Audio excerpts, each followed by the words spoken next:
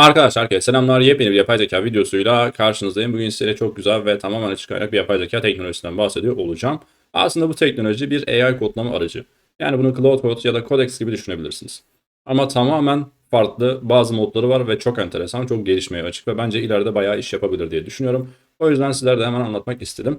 Öncelikle uygulamanın adı DeepSeek Harness. DeepSeek'in çıkarmış olduğu orijinal kendi araçları ve tamamen dediğim gibi açık kaynak ücretsiz kullanabiliyorsunuz. Uygulamayı açınca birazdan kurulumundan bahsedeceğim bu arada. Böyle bir görsel arayüz görüyorsunuz. Lan arkada birler sıfırlar gidiyor. Yukarıda bir token optimizasyonu penceresi var. Sol altta bir agent yürüyor falan bir şeyler bekliyorum yazıyor. Ne güzel bir ekranmış diye düşünebilirsiniz ama aslında bu öyle bir ekran değil. Bunların hepsini ben kendim yaptım. Yani şöyle göstereyim. Şuradan chat'i açalım mesela. Burada aslında bunların hepsini bir anda kaldırabiliyorum. Yani başlangıç ekranı bu şekilde yer alıyor. DeepSeek bu araçla beraber size bu şekilde plugin geliştirme ya da işte skill geliştirme, yetenek geliştirme, agent geliştirme konusunda bayağı uzman olan bir agent verdi. Bu agent vasıtasıyla bunları geliştirebiliyoruz. Kimileri bu şekilde görsel olarak yer alıyor. Kimileri de gerçekten işte token optimizasyonu yapıyor ya da kod optimizasyonu yapıyor. Bu tarz işlere yarıyor. Ve şu anda ciddi bir fırlama var bu tool'da. Yani fırlamayı şöyle gösterebilirim. GitHub'da 180 bine yakın yıldızı var. Ve bu kadar kısa sürede bu yıldızı alan daha önce bir repo görmedim. Gerçekten de güzel. Şimdi kurulumu nasıl yapacağız? Öncelikle bundan bahsedeyim. Sonra kuruluma geçelim.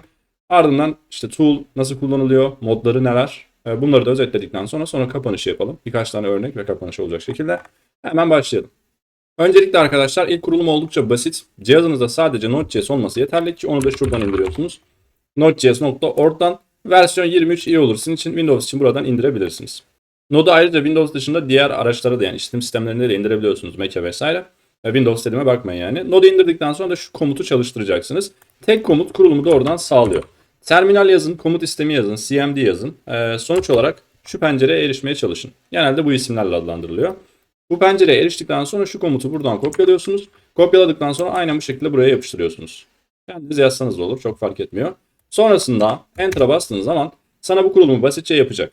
Ama eğer kurulumun uzun sürdüyse, eğer kurulumun olmadıysa, mesela benim cihazda çok uzun sürdü. Ben manuel yolla kurmayı tercih ettim. Şu an bir indirme işlemi yapıyor ama durdurdum ben bunu. Bir de diğer yoldan şu şekilde indirebilirsin. Cihazında sadece Git olması gerekiyor. Yoksa lütfen yapay zekaya kurdurt. Çok kısa sürede indirebilir zaten. Git artı Node.js'de yine bunu da yapabilirsin. Direkt yine buradaki kopyala komutunu tıklıyoruz. Daha doğrusu butonla tıklayıp komutu alıyoruz. Ardından yapıştırıyoruz. Yani farenin sağ tıkıyla bastığınız zaman hepsini yapıştırmak istiyor musun şeklinde uyarı geliyor. Şu butona bastığınız zaman yapıştır diye geçiyor. Buna bastığınız zaman komutları tek tek icra edecektir ve tool kurulmuş olacaktır. Kurulduğu zaman şu şekilde bir başlangıç ekranı sizi karşılıyor. Bende chatler görünüyor, sizde chatler görünmeyecek. Başlangıçta bir DeepSeek API key girmeniz gerektiğine dair bir görsel arayüz açılacak. Orada bu aşamayı atla ya da şimdilik atla diye bir tane buton var. API key girmeyin DeepSeek için %100 gerekli bir şey değil. Yani şart değil. İlk aşamada onu atlayabilirsiniz. Peki hocam DeepSeek'i atladık da bu arka planda ne kullanacak diye soracak olursanız da aslında basit arkadaşlar. Şuradan ayarlar kısmına geliyorsunuz. Buna tıkladıktan sonra Models kısmına geliyorsunuz. Buradan Add Provider dediğin zaman sen de hangi provider varsa onu kullanabilirsin. DeepSeek varsa yine DeepSeek kullanabilirsin. Google, Grok, ZAI, OpenCode, OpenCode Go, OpenRouter gibi bayağı destekleyen bir sürü token plan var. Atıyorum OpenRouter kullanacaksın. Tek yapman gereken API key yazıp Apply butonuna basmak. Bu işlemi yaptıktan sonra eğer API key'in doğruysa yeşil bir işaret geliyor. Bakın ben DeepSeek'i başta girmediğim için kırmızı. Ama bunu kullanmayacağız zaten. Birazdan modeli nasıl kullanıyoruz yani ZA'yı nasıl kullanıyoruz onu da göstereceğim. Onun dışında şimdi başlangıç ekranından biraz bahsedeyim. Başlangıç ekranında arkadaşlar şurada bir dosya seçme arayüzü var. Çalışacağınız dosyayı seçebiliyorsunuz. Mesela masa üstünde herhangi bir dosya içerisinde çalışmak istiyorsun ve dışına taşmasını istiyorsun. O zaman işte bir dosya seçip oradan ilerletebiliyorsun. Mesela ben muhasebe raporlarının olduğu bir dosya seçtim. Tamamen örnek amaçlı. Modlar biraz daha uzun, ona en son gelelim. Workspace, Write kısmına istiyorsan full access ver. Full access verirsen işte hiçbir konuda sana sormadan kendi başına ilerleyebiliyor.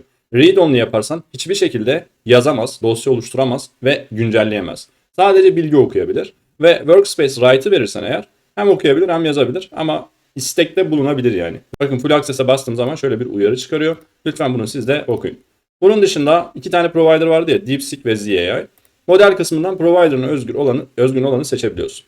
DeepSeek seçersen eğer şu anda API'ye girmediğin için hata alacaksın. ZAI başarılı olduğu için ZAI'nin herhangi bir modelini seçtiğin takdirde orada başarılı olacaksın. Mesela şöyle hay yazdık. Bunu test etmenin en basit yolu bu. Bu cevap veriyorsa her şey yolundadır. Bu cevap verirken ben size modlardan bahsediyor olayım. Şimdi bir tane standart modu var. Standart modu tıpkı Cloud Code'da ya da Codex'te kodladığınız arayüz gibi. Yaz ve cevap al. Hiçbir farkı yok. Yani ben Cloud'a bir alternatif arıyordum açık kaynak olarak. Bunu kullanabilir miyim diyorsan kullanabilirsin.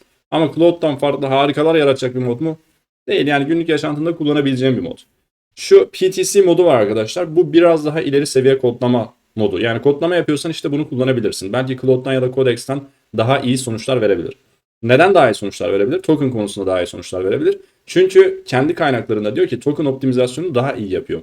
Daha az tool çalıştırıyoruz. Ya da daha az modellere istek atıyoruz. Dolayısıyla daha az token'ın harcanacak. Yani buna ek olarak bir de optimize edilmiş bir mod gibi düşünebilirsin. Ve kodlama için iyi. Altını çiziyorum. Minimal modda ise modelin kendi performansını görmek istiyorsan, tool kullanmasın, diğer işte web search yapmasın, terminal çok kullanmasın gibi şeyler istiyorsan sadece salt olarak model ne kadar iyi performans veriyor. Tıpkı benchmark testi gibi düşünebilirsin yani. Bunu kullanabilirsin. Benchmark testi yapmayacaksan büyük ihtimal hiç işine yaramayacak ve kullanmayacaksın. Ve Creator Mode. İşte aslında bizim bu aracı diğerlerinden ayıran ve bir anda 180 bin star almasına sebep olan mod bu. Bu moda bastığın zaman bu ayarlar kısmında görmüş olduğun pluginler var ya. Bak burada bir sürü plugin var. Bunlar aslında DeepSeek'in oluşturduğu ya da senin benim gibi insanların oluşturduğu pluginler. Bunlardan sen de oluşturabiliyorsun. Ama o kadar esnek ve güzel yapılandırmışlar ki bayağı hızlı bir şekilde istediğin her şeyi ekleyebiliyorsun. Ya mesela görsel arayüzü beğenmedin. Benim gibi şöyle bir plugin oluşturabilirsin. Şuradaki pluginlere basacağım. Mesela dedim ki arka planda bir tane Matrix 1.0 Matrix gibi 1.0 ibareleri aksın dedim mesela. Yazılım temalı bence oldukça güzel. Bunu kapatıyorum buradan, durduruyorum. Maskot tarzı bir şey olsun dedim ve bir şeyler yazdığım zaman ya da kodlama yaparken ona göre tepki versin. Beklediği zaman ona göre tepki versin dedim. Örneğin şu şekilde bir şey yazalım. Bu dosya içerisinde neler yer alıyor dedim. Buradan hemen standart moda geçtim. Şu an sadece soru sorduğum için. Ve yazdım bakın. Düşünüyor kısmına geçti. Bekliyordan düşünüyor'a geçti. Bakın şurada bir tane dönme ibaresi oldu. Sanki çalışıyormuş gibi, running gibi. Bak gözleri falan kıstı. Tekrar düşünüyor oldu. Ya bu maskotu oluşturmak 2 dakika, 3 dakika. Bu tabii ki senin görsel arayüzü güzelleştirmen için yaptığın bir şey. Buna benzer şeyler yapabilirsin. Ama dediğim gibi bir de token optimizasyonu, kod optimizasyonu diğer ayakları da var. Ve bu kusursuz gibi çalışıyor. Yani 3 tane 4 tane oluşturdum. Ben hiçbirinde bir sıkıntı çıkmadı. Nasıl oluşturuyoruz ona gelelim. Artıya bastım. Buradan geldim tekrardan. Standart mod yerine Creator modu seçtim. Örnek olarak diyorum ki sol üstte ajan çalışırken beklediğim zamanlarda oyun oynayabileceğim bir mini oyun yapmanı istiyorum.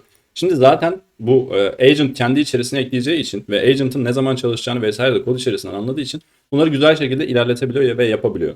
Yaptığı zaman da senden izin istiyor. Şu anda eklemek istiyor musun şeklinde birazdan onu da göstereceğim. Eğer izin verirsen eklenmiş oluyor. Çalışma hızı vesaire de gayet iyi bu arada. Tabii ki modele bağlı bir şey bu. ZIA'ya bağlı. Şu anda ben ZIA üzerinden istek attığım için. Ama kendi tool olarak da hızlı çalışıyor. Bu da bir avantaj diyebiliriz. Biz bunları konuşurken bana bir onay işlemi gönderdi. Bakın pluginleri buradan görüntüleyebiliyoruz. Şurada bu tarz bir tane kart çıktı. Şu butona bastığın zaman onaylamış oluyorsun. Ve onayladığın zaman anında buraya geliyor. Mesela şu şekilde geldi sol üst kısma. Şöyle başla butonuna basacağım. Bakın tıklayabileceğim, oynayabileceğim bir tane oyun. Anında buraya eklenmiş oldu.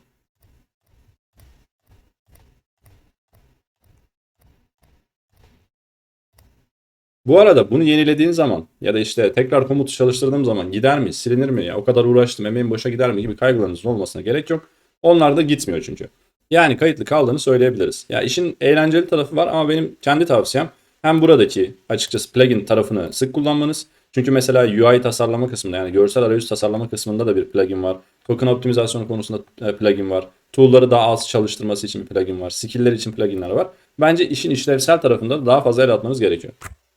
Hazır Creator moddayken bir örnek daha yapalım. Bu sefer de biraz işin işlevsellik tarafına bakalım.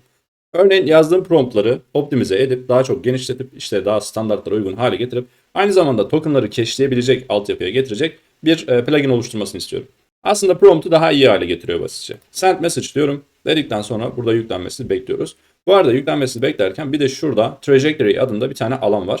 Aslında bu da history gibi yani geçmiş gibi. Sen ne yazdın, ajan ne verdi, kontekste neler var, ne bitti bunların hepsini görüntüleyebiliyorsun. Ve tabii ki toplam çağrıları görüntüleyebiliyorsun. Kaç kez asistana gitmiş, kaç kez model çağrısı yapılmış bunları detaylı inceleyebiliyorsun. Burada bir de zaman çizelgesi var. Bu zaman çizelgesi arasını incele tarzında işaretlemeler yapabiliyorsun. Mesela şu zaman çizelgesi arası olsun diyebilirsin. Ya da şu zaman çizelgesi arası olsun diyebilirsin. Sadece onları gösteriyor. Böyle bir history yapısı da eklemişler. İkinci pluginimizi de bizim için oluşturdu. Bayağı hızlı bir şekilde oluşturuyor. Kesmeme gerek bile kalmıyor yani. O kadar hızlı oluşturuyor. Evet, onaylama işlemini yaptım diyor. Bakın buraya eklemiş. İstediğiniz yere ekleyebilirsiniz bu arada. İstiyorsanız şu kısımlara ekleyin, sağ üstte ekleyin, ekranın ortasına ekleyin. Ben bir yer belirtmediğim için oraya eklemiş. Az önce bu kısma yazdığım promptu aynen bu şekilde alıyorum ve AI ile enhanced ya da hızlı yerel şeklinde iki farklı şekilde alabiliyoruz. Hızlı dediğim zaman AI istek atmıyor. Kendi başına direkt optimize ediyor. AI ile yap dediğim zaman da AI'ye bir istek atıyor. Promptumu daha iyi hale getiriyor. Benim istediğim şekilde. Yani bu şekilde de kullanabilirsiniz. AI'dan sonuç gelsin. Şuradan sonucu giriş al diyeceğim. Büyük ihtimal şuraya atmasını bekliyorum. Onu da hep beraber görmüş olacağız. Gördüğünüz gibi bakın rol, görev, bağlam hepsini tek tek ayırtmış. Kısıtlar neler ayırtmış. Çıktı formatı nasıl olacak belirtmiş. Çok daha kapsamlı ve güzel bir prompt. Sonucu girişe ala bastığım zaman da üst kısmı alıyor. Buraya almıyor da üst kısmı alıyor. Buradan alıp tekrar yapıştırıp yolunuza devam edebilirsiniz. Yani özetle aslında tool'u bu şekilde kullanabiliyorsunuz. Ayrıca şurada ne kadar token kullandığınız vesaire de yer alıyor. Bunun da bilgisini vereyim. Ve ben ZAI token plan kullanmama rağmen aşağı yukarı 5 tane 6 tane plugin yazdım ve bir iki tane de mini oyun yazdırdım. Toplam %21'i kullanılmış 5 saatlik limitin. Yani aşırı derecede token yakıyor da diyemem açıkçası. Ben bunu kullanmaya devam edeceğim. Özellikle plugin geliştirme işini bayağı bir sevdim. Umarım sizler için de yararlı olur. Videoyu beğendiyseniz kanala abone olmayı ve videoya like atmayı unutmayın. Herkese iyi günler dilerim. Hoşçakalın.